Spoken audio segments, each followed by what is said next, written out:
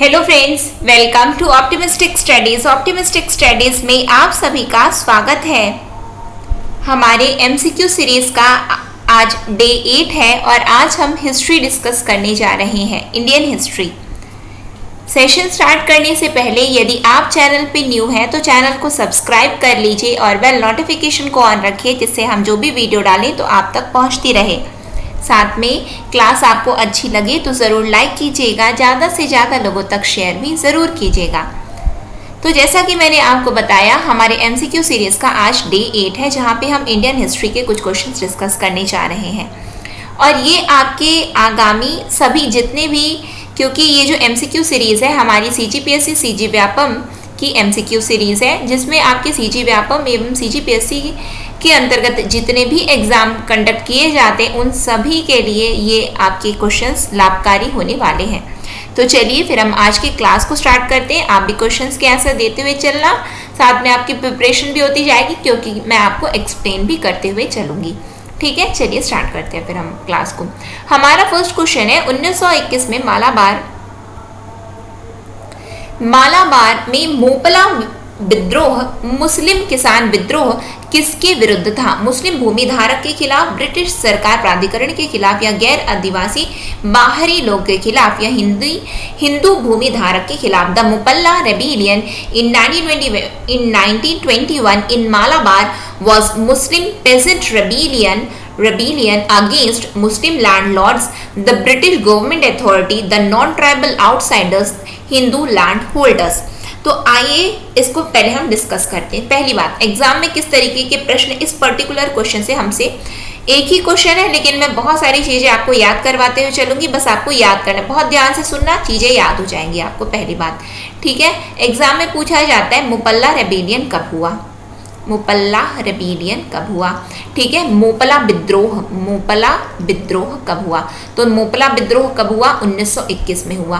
कहाँ हुआ? तो मालाबार में हुआ। किसके द्वारा किया गया?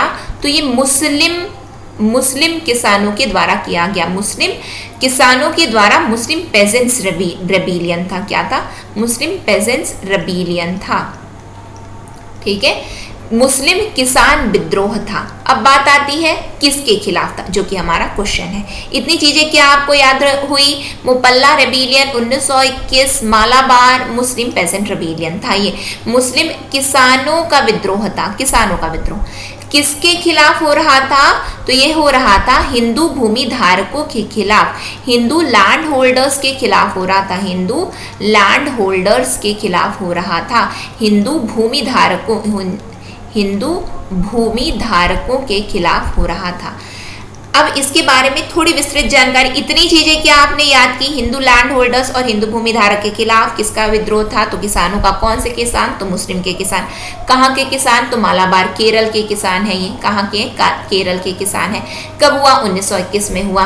क्या हुआ? तो मुपल्ला रेबिलियन हुआ। ठीक है, अब आगे इसकी थोड़ी विस्तृत जानकारी देख लो। तो असलियत क्या थी कि ये जो विद्रोह था, मुपल्ला विद्रोह, असलियत में ये अंग्रेजों के खिलाफ था। किसके खिलाफ था? अंग्रेजों के खिलाफ था, ब्रिटिश के खिलाफ था। ब्रिटिश ने क्या किसको आगे कर लिया? तो हिंदुओं को आगे कर दिया। हिंदुओं को कौन? तो हिंदू भूमि धारकों को आगे कर दिया। हिंदू भूमि धारकों को आगे कर दिया, उनको यानी कि सामंती प्रथा चला दिया, सामंती व्यवस्था प्रारंभ कर दी गई। कहाँ? मालाबार में। तो सामंती व्यवस्था प्रारंभ कर दी गई किसके द्वारा?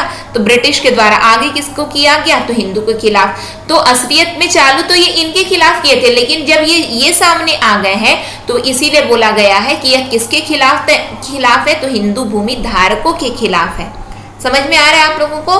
क्यों? क्योंकि इन्होंने, ब्रिटिश ने, अंग्रेजों ने कुलीन उच्च जाति के हिंदुओं को उनका समर्थन पाने के लिए अधिकार की पदों पर उन्हें नियुक्त कर दिया। इसी वजह से यह विद्रोह हिंदुओं के खिलाफ हो गया था। समझ में आ रहा है आप लोगों को? आइए नेक्स्ट क्वेश्चन डिस्कस करते हैं हम लोग। महात्मा गांधी ने 1918 में गुजरात में खेड़ा सत्याग्रह की शुरुआत किसके समर्थन में की थी?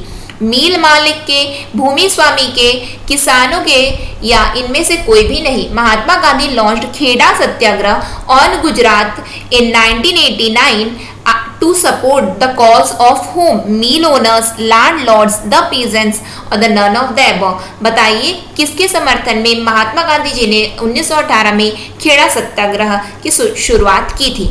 बिल्कुल इसके आंसर में भी हम लोग आएंगे, लेकिन इसके बारे में थोड़ी जानकारी हम पहले देख लेते हैं, फिर उसके बाद में हम इसको आंसर में भी आ जाएंगे।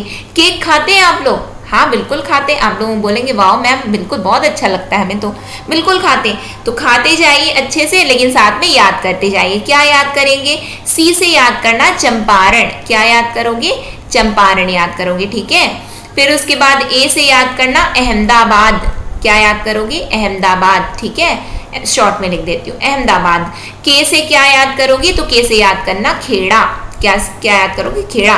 चंपारण वाला कब हुआ? चंपारण का हुआ 1917 में। फिर उसके बाद में ये 1918 में, और ये वाला भी 1918 में। या केक खाए, अच्छा लगा? इसको याद किए, अच्छा लगा? हाँ बिल्कुल अच्छा लगा। अब आ जाओ, ठीक है। जो चंपारण वाला था वो क्या हो? तीन खटिया व्यवस्था के खिलाफ था। तीन खटिया क्या होती है? तो जैसे कि ये भूमि है, तो भूमि के हर 20वें हिस्से को बांट दिया गया, ठीक है। तो हर 20वें हिस्से का जो तीसरा हिस्सा था, वहां पे अंग्रेजों के द्वारा क्या बोला जाता था कि आप नील का उत्पादन करो। किसानों को बोलते थे कि आप नील का उत्पादन करो। अब नील का उत्पादन करें, वो लोग बोल तो दिया गया, ठीक है, लेकिन क्या था कि नील का उत्पादन, बाकी चीजें हम अपने उपयोग की चीजें, वो नील का उत्पादन तो बाजार में, यानी कि कहाँ के बाजार में? तो यूरोप के बाजार में बेचने के लिए वो लोग ऐसा कहते थे कि यहाँ से लेके जाएंगे वहां पे हम बेचेंगे। अपने लाभ का सोचते थे, हमारे लाभ का क्या? हमारे लाभ का तो कुछ नहीं किए। तो तीन खटिया प्रणाली के खिलाफ जो है महात्मा गांधी जी ने हस्तक्षेप किया था चंपारण में। और चंपारण ये प्रथम सत्याग्रह था। किसके द्वारा था? तो चंपारण का सत्याग्रह प्रथम था महात्मा गांधी जी का पहला सत्याग्रह साउथ अफ्रीका से, जब दक्षिण अफ्रीका से लौटे थे उसके बाद में। बुलाया किसने था उन्हें? तो बुलाया था उन्हें राजकुमार शुक्ला ने। किसने? राजकुमार शुक्ल ने। राजकुमार शुक्ल ने। और वहां ही इनके साथ में इनका सहयोग किया था राजेंद्र प्रसाद जी ने किया था, ठीक है। पूछा जाता है राजेंद्र प्रसाद जी का साथ महात्मा गांधी जी को कब मिला, या फिर राजेंद्र प्रसाद जी से इनकी भेंट कब हुई? तो राजेंद्र प्रसाद जी से महात्मा गांधी जी की भेंट जो है चंपारण सत्याग्रह में हुई थी। फिर उसके बाद, और इसी सत्याग्रह में इन्होंने पहली बार अपना जो हथियार अपनाया, और इनका हथियार कौन सा था? तो फास्ट अनटू डेथ, अनशन करने का, ठीक है। क्या बोलते? Fast unto death. हिंदी का वर्ड नहीं मिल रहा मुझे, अनशन बस लिख देती हूँ मैं यहाँ पे, ठीक है। अनशन करने का, यानी कि इन्होंने पहली बार चंपारण सत्याग्रह में ही अपना ये हथियार अपनाया, जहाँ पे ये क्या थे? तो अनशन पे बैठ गए थे, ठीक है। आमरण अनशन, आमरण अनशन शब्द नहीं मिल रहा था मुझे, आमरण अनशन, ठीक है। फास्ट अनटू डेथ पहली बार अपनाया गया। फिर अहमदाबाद मील स्ट्राइक में आ जाते हैं हम, ठीक है। तो अहमदाबाद मील स्ट्राइक क्या हुई थी? तो इसमें किसने, इसको मैंने अब बता दिया ना, राजकुमार शुक्ल जी ने बुलाया था। ये क्या थी? Cotton mill owners, cotton mill owners थे, ठीक है, कपास मील ओनर्स थे। और वर्सेस किसानों के, यानी कि जो वहां पे कार्य करते, यानी कि जो भी वहां पे मील है, तो मील में जो कौन काम करेगा? मजदूर काम करेंगे, मजदूर वर्ग थे, ठीक है, मजदूर वर्ग थे। अब इनके खिलाफ का ये जो क्या हो रहा था, स्ट्राइक पे बैठे थे, स्ट्राइक में मजदूर बैठे थे। तो अनुसुईया साराभाई ने, ठीक है, किसने? तो अनुसुईया साराभाई ने बुलाया किसको?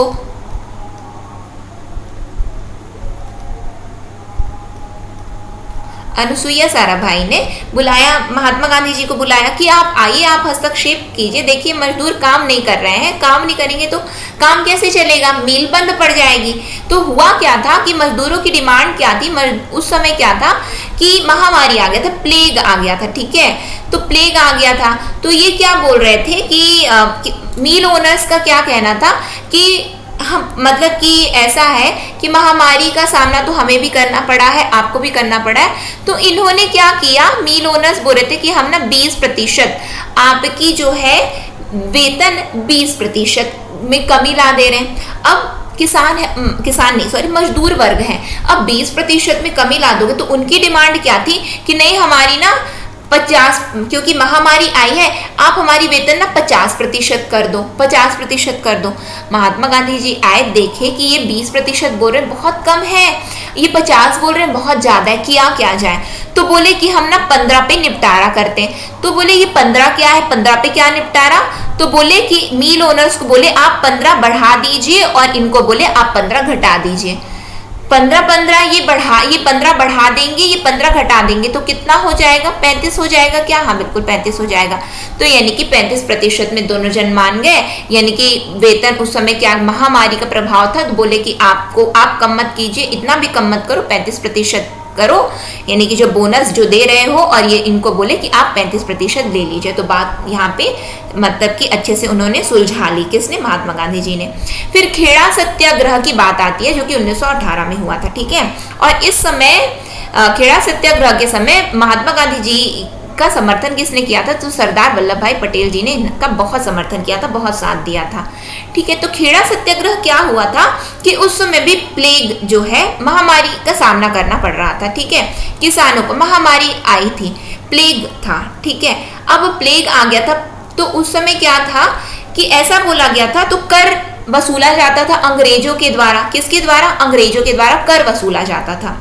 तो जो लोग देने में असमर्थ थे उनसे भी उतना ही कर वसूला जा रहा था जितना जो देने में समर्थ थे, जो देने में समर्थ थे। तो महात्मा गांधी जी ने हस्तक्षेप किया और कहा कि जो लोग देने में समर्थ हैं उनसे तो जरूर आप कर वसूलिए, आप उनसे टैक्स लीजिए, लेकिन जो लोग देने में असमर्थ हैं, क्योंकि महामारी का प्रभाव है, लोगों के पास खाने को नहीं है, आप कर मांग रहे हैं तो कर वो नहीं दे पाएंगे। तो जब कर नहीं दे पाएंगे तो आप उनसे मत वसूलिए। तो खेड़ा सत्याग्रह में जब गांधी जी ने हस्तक्षेप किया तो अंग्रेज जो है इस बात पे मान गए कि ठीक है, जो दे सकते हैं यानी कि जो समर्थ हैं हम उनसे ही कर लेंगे, बाकी जो देने में असमर्थ हैं हम उनसे कर नहीं लेंगे।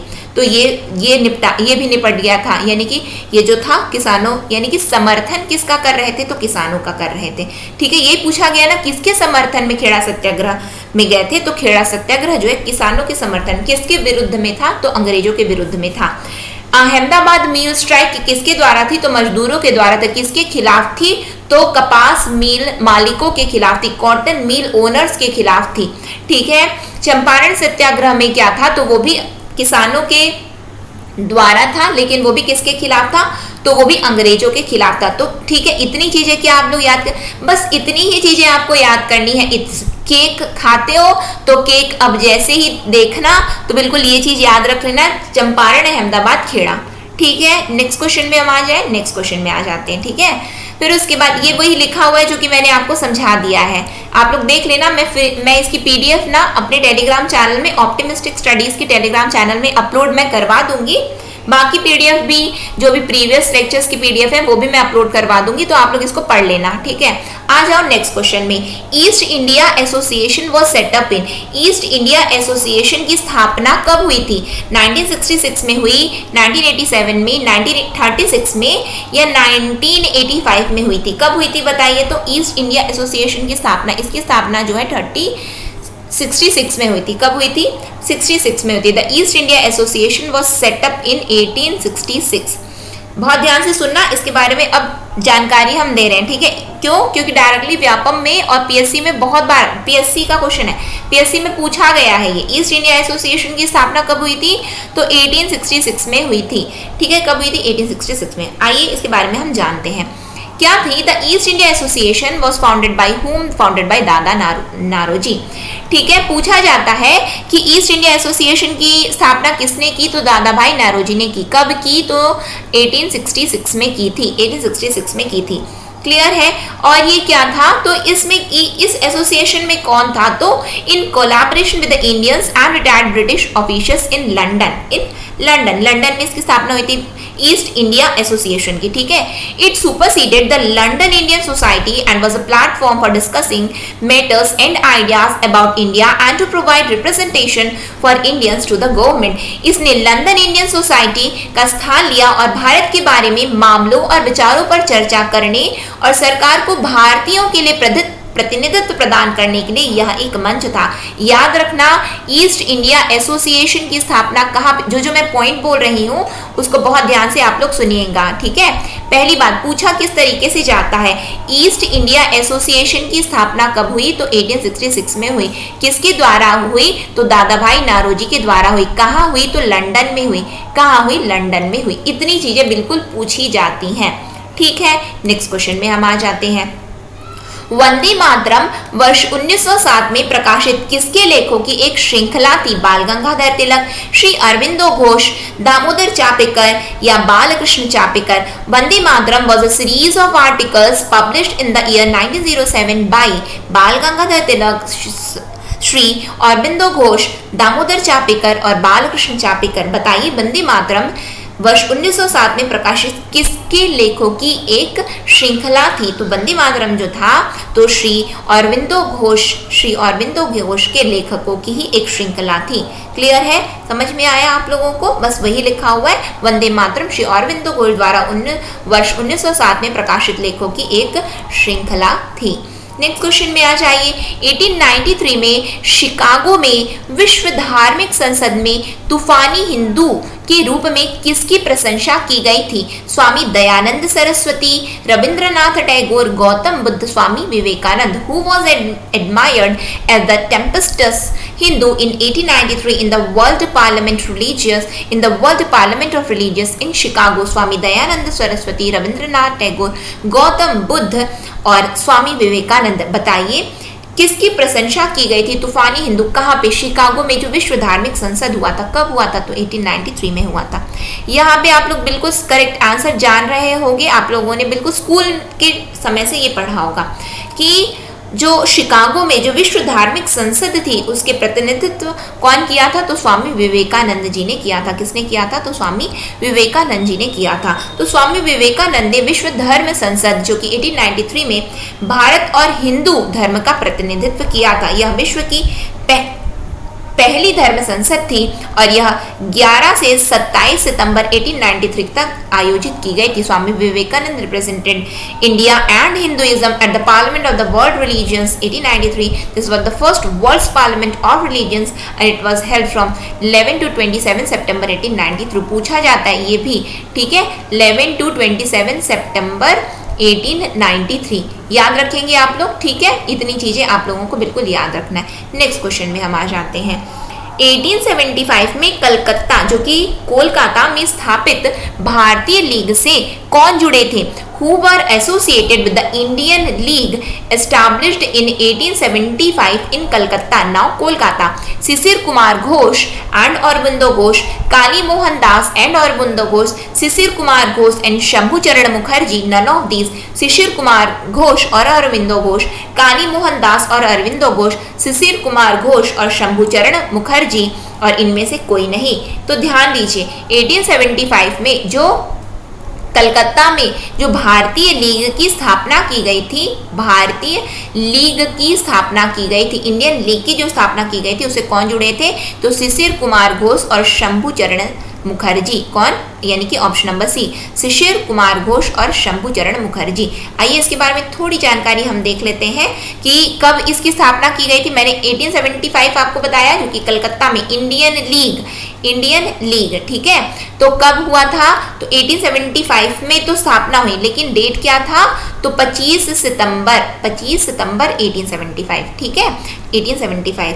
फिर उसके बाद इनसे जुड़े हुए लोगों के बारे में हम जान लेते हैं। Prior to the Indian Association, Shishir Kumar Ghosh along with Shambhu Charan Mukherjee founded the Indian League in Calcutta on 25th September 1875. The nationalist leaders like Anand Mohan Bose, Durga Mohan Das, Nav Gopal Mitra, Surendranath Banerjee and others were associated with this organisation. बहुत ध्यान से सुनिए, क्या बताया गया है कि इंडियन एसोसिएशन से पहले शिशिर कुमार घोष ने शंभू चरण मुखर्जी के साथ 25 सितंबर 1875 को कलकत्ता में द इंडिया लीग की स्थापना की।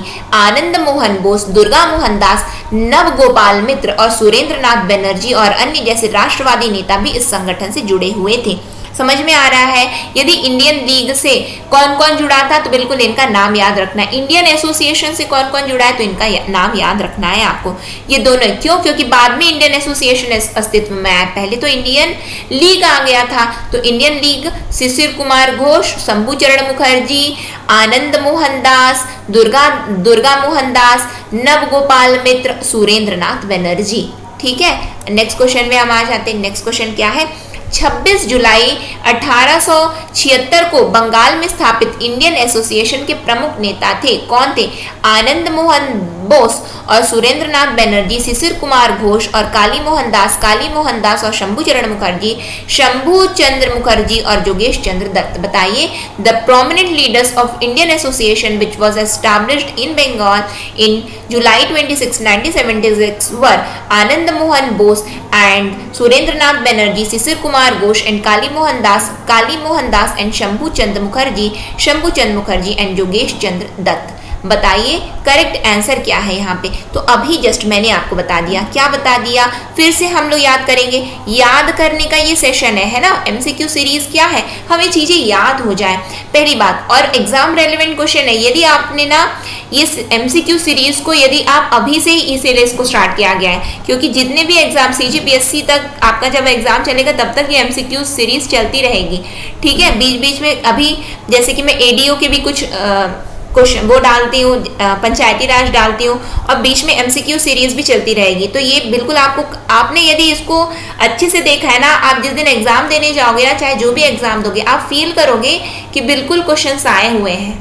ठीक है, तो इसलिए बहुत ध्यान से सुनना, बहुत ध्यान से समझना। क्या बताया गया? इंडियन, पहली बात हमने क्या देखा? इंडियन लीग की स्थापना हमने क्या देखा? तो 25 सितंबर 1875 देख लिया। फिर उसके बाद इंडियन एसोसिएशन की बात होती है, तो इंडियन एसोसिएशन का क्या हमने देखा? तो 26 क्या बताया गया? 26 जुलाई 1876। कितना? 26 जुलाई 1876। इतनी चीजें याद कर लिए? हाँ बिल्कुल याद कर लिए। अब उसके बाद में यहाँ पे मैंने क्या बताया कि शिशिर कुमार घोष और शंभूचरण दास ने मिलकर के इंडियन एसोसिएशन से पहले तो इंडिया लीग ही बना दिया। यानी कि इंडियन एसोसिएशन से और कौन कौन जुड़ा है? यानी कि शिशिर कुमार घोष भी जुड़े हैं, सुरेंद्र नाथ बनर्जी भी जुड़े हैं। देख रहे हैं ना आप लोग, शिशिर कुमार घोष दिया हुआ है, शंभूचरण मुखर्जी दिया हुआ है, फिर उसके बाद आनंद मोहन बोस दिया है, दुर्गा मोहन दास, नव गोपाल मित्र, सुरेंद्र नाथ बनर्जी। यानी कि ये इंडियन लीग से भी जुड़े, इंडियन एसोसिएशन से भी जुड़े। वही तो पूछा गया, आनंद मोहन बोस और सुरेंद्र नाथ बनर्जी, यही तो पूछे, यही तो हमने याद कर लिया है। बस हमें क्या याद करना है कि पहले कौन आया, एल आया कि ए आया? तो पहले जो है ला, ठीक है। तो लाला मतलब क्या है कि लीग पहले आया और एसोसिएशन बाद में आया। ये 1875 में आया और ये 1876 में आया। ऐसे कोई सा अपना सा कोई सा ट्रिक लगा दो, याद कर लो। याद तो करना है, एग्जामिनर हमसे ये थोड़ी ना पूछने आएंगे कि अच्छा ये बताओ तुमने याद कैसे किया है। चाहे आपने लाला करके याद किया हो, चाहे जो भी याद करके याद किया हो, बस याद करने से मतलब है। ये है लीग, ये है लीग और ये है एसोसिएशन, ये है एसोसिएशन। ठीक है, आगे आ जाइए। नेक्स्ट क्वेश्चन क्या है हमारा? तो यहाँ पे आपको क्लियर है। नेक्स्ट क्वेश्चन में हम देखते हैं, सुभाष चंद्र बोस को देश नायक किसने कहा था? लाला लाजपत राय ने, रविंद्रनाथ टैगोर ने, महात्मा गांधी ने या बाल गंगाधर तिलक ने? Who called Subhash Chandra Bose as Desh Nayak? Lala Lajpat Rai, Rabindranath Tagore, Mahatma Gandhi, बाल गंगाधर तिलक। डायरेक्ट है, फैक्ट बेस्ड है, जो कि रविंद्रनाथ टैगोर जी ने सुभाष चंद्र बोस को देश नायक कहा था। क्या कहा था? तो देश नायक कहा था। ठीक है, नेक्स्ट क्वेश्चन में हम आ जाते हैं। गवर्नमेंट इंडिया एक्ट 1935 को गुलामी का चार्टर किसने कहा था? Who called government India act 1935 as a charter of slavery? Mahatma Gandhi, Subhash Chandra Bose, Sardar Vallabh भाई पटेल और पंडित जवाहरलाल नेहरू। किसने कहा था गवर्नमेंट ऑफ इंडिया एक्ट 1935 को गुलामी का चार्टर? तो गुलामी का चार्टर पंडित जवाहरलाल नेहरू जी ने कहा था। किसने कहा था? पंडित जवाहरलाल नेहरू जी ने कहा था। किसको? तो गवर्नमेंट ऑफ इंडिया एक्ट 1935 को। ठीक है, नेक्स्ट क्वेश्चन में हम आ जाते हैं। नेक्स्ट क्वेश्चन क्या है हमारा? भारतीय राष्ट्रीय कांग्रेस ने भारत छोड़ो प्रस्ताव पारित किया कब? वर्धा सत्र जो कि 1942 में होता तब, या बॉम्बे सत्र 1934 में, या त्रिपुरी सत्र जो कि 1939 में हुआ था, या रामगढ़ सत्र जो कि 1940 में हुआ था। The Indian national Congress passed quit India resolution act, Wardha session 1942, Bombay session 1934, Tripuri session 1939, Ramgarh session 1940। बताइए कब था? तो पहली बात ये बताइए कि क्विट इंडिया भारत छोड़ो आंदोलन कब हुआ? तो 1942 में हुआ। तो उस समय उससे जस्ट पहले क्या हुआ था? तो वर्धा सेशन हुआ था। कब हुआ था? तो 1942 में हुआ। यानी कि आंसर क्या है? तो वर्धा सत्र 1942 में हुआ था। क्विट इंडिया मूवमेंट जो है उसमें हुआ क्या था कि क्विट इंडिया मूवमेंट 8 अगस्त 1942 को बॉम्बे में अखिल भारतीय कांग्रेस कमेटी के सत्र में मोहनदास करमचंद यानी कि महात्मा गांधी ने भारत छोड़ो आंदोलन शुरू किया। चालू तो कर दिया 8 अगस्त 1942 को, लेकिन अगले ही दिन क्या हुआ ना कि 9 अगस्त को बड़े बड़े दिग्गज नेताओं की गिरफ्तारी कर ली गई। ठीक है, अगले दिन गांधी, नेहरू, भारतीय राष्ट्रीय कांग्रेस के कई अन्य नेताओं को ब्रिटिश सरकार ने गिरफ्तार कर दिया। लेकिन इसको जो है गांधी जी ने जन आंदोलन बनाया था। जन आंदोलन बनाया यानी कि हम नहीं, कि उनको पता था कि गिरफ्तार तो कर ही लेंगे, तो उनके नहीं रहने के बावजूद यानी कि 9 अगस्त को यानी कि 8 तारीख को आप समझ रहे हैं कोई आंदोलन प्रारंभ किया गया और उसके दूसरे ही दिन बड़े बड़े दिग्गज नेताओं की गिरफ्तारी हो गई है। तब तो रुक जाना चाहिए था, तो नहीं रुका था, नहीं रुका। इन्होंने जन आंदोलन बना करके इसको प्रारंभ किया था और ये रुका नहीं आंदोलन। बाकी ये पूरे देश में जो है छोटे छोटे और ये आंदोलन ऐसा था जहाँ पे महिलाओं की भागीदारी देखी गई, कॉलेज के स्टूडेंट्स की भागीदारी देखी गई, हर किसी की भागीदारी इस आंदोलन में देखी गई थी। ठीक है, तो इस नाम से भी इस आंदोलन को जानते हैं, भारत छोड़ो आंदोलन, जो कि वर्धा सत्र 1942 के वक्त जो है महात्मा गांधी जी ने इसे क्या किया था, इसकी शुरुआत करने की डिक्लेरेशन किया था। समझ में आ रहा है? और 8 अगस्त 1942 में ये पूरी तरह से लॉन्च भी कर दिया गया था। तो ये हमने MCQ सीरीज में 10 MCQs डिस्कस किए हैं हिस्ट्री के, इंडियन हिस्ट्री के। यदि आपको अच्छा लगा हो तो ज़रूर लाइक कीजिएगा, ज़्यादा से ज़्यादा लोगों तक शेयर भी ज़रूर कीजिएगा। और यदि आपने चैनल को सब्सक्राइब नहीं किया है तो चैनल को भी सब्सक्राइब कर लीजिए और बेल नोटिफिकेशन को ऑन रखिए, जिससे हम जो भी वीडियो डालें तो आप तक पहुँचती रहे। इसकी फ्री PDF जैसा कि मैंने आपको बताया है कि आप हमारे टेलीग्राम चैनल, इसकी लिंक डिस्क्रिप्शन बॉक्स में है, वहाँ से जाकर के डाउनलोड कर सकते हैं। मैं वहाँ पर प्रोवाइड करवा दूँगी। ठीक है, कभी कभार क्या होता है जल्दी डल जाती हैं PDF, कभी बाद में डलती हैं, तो ऐसा बिल्कुल ना सोचिए कि नहीं डलेंगी, बिल्कुल डलेंगी। आप बिल्कुल पूरी PDF जो कि MCQ सीरीज की रहेंगी टेलीग्राम चैनल में आपको उपलब्ध करवा दी जाएंगी। आप वहां से जाकर के आप लोग डाउनलोड कर सकते हैं। नेक्स्ट सेशन में फिर हम बहुत जल्द मिलेंगे। नेक्स्ट सेशन तक के लिए optimistic learning. Thank you for the session.